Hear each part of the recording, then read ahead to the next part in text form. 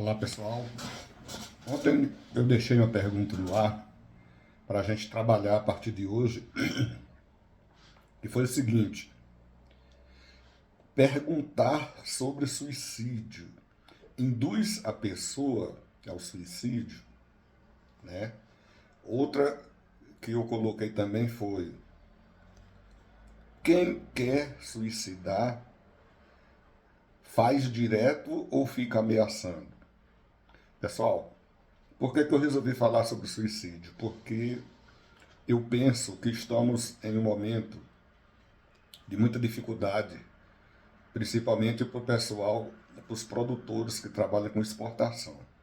O Brasil está caminhando para uma bancarrota aí, uma época de muitos prejuízos, e é do conhecimento de todo mundo que o número de suicídios aumenta com o tempo, né?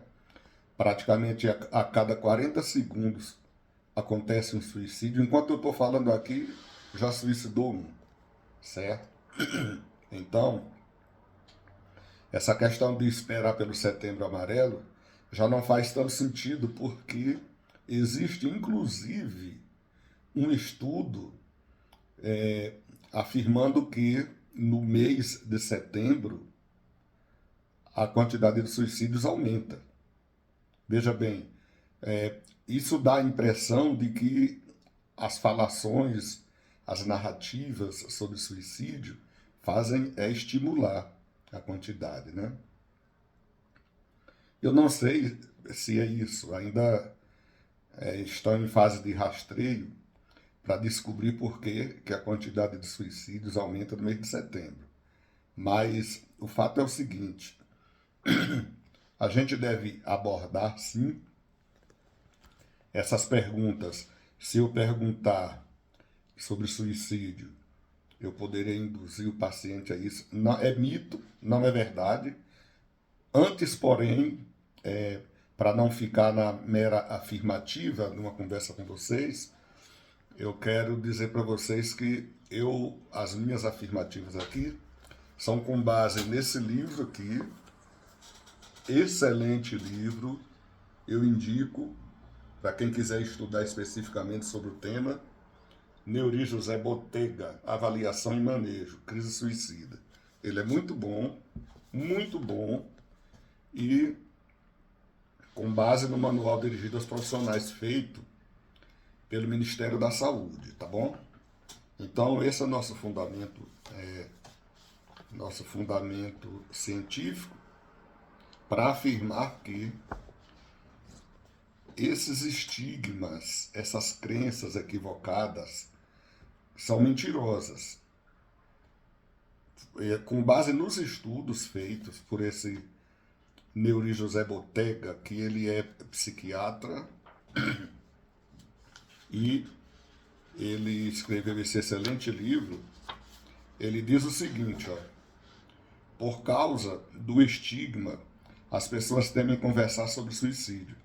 Questionar sobre ideias suicidas, se feito de modo sensato e franco, fortalece o vínculo com o paciente, que passa a se sentir acolhido por um profissional cuidadoso que se interessa pela extensão do seu sofrimento.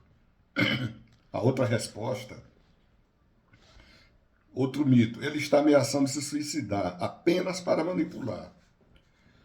Olha, pode não ser bem assim. Muitas pessoas que se matam haviam dado sinais verbais ou não verbais de sua intenção para amigos, familiares ou médicos. A menção ao suicídio pode significar um pedido de ajuda, ainda que em alguns casos possa haver um componente manipulativo. Não se pode desconsiderar o risco de ser verdade, entendeu? Outra crença equivocada aqui, ó: quem quer se mata mesmo. Essa postura pode conduzir ao imobilismo terapêutico. Ao contrário dessa ideia, as pessoas que pensam em suicídio frequentemente estão ambivalentes entre viver ou morrer. Então é aí que a intervenção terapêutica faz diferença. tá certo? E é aí, é nessa necessidade de intervenção que a psicoterapia breve ela se situa. Ela se situa na necessidade do terapeuta não ficar apenas fazendo escuta ativa. O terapeuta precisa agir se quiser intervir para preservar vidas humanas.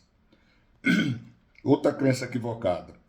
O suicídio só ocorre quando há uma doença mental. Não necessariamente, tá? Pensando sobre isso, pessoal, eu estava pensando sobre isso ontem, lá na chácara. Eu estava pensando o seguinte: os animais não se matam, né? É muito difícil os animais se matarem com o propósito de se matar. Qualquer que seja, ave, mamífero, você vê, nasce o dia, eles descem para aproveitar as mesmas coisas comuns de todos os dias, ver a luz do sol, comer, beber água, socializar com os companheiros.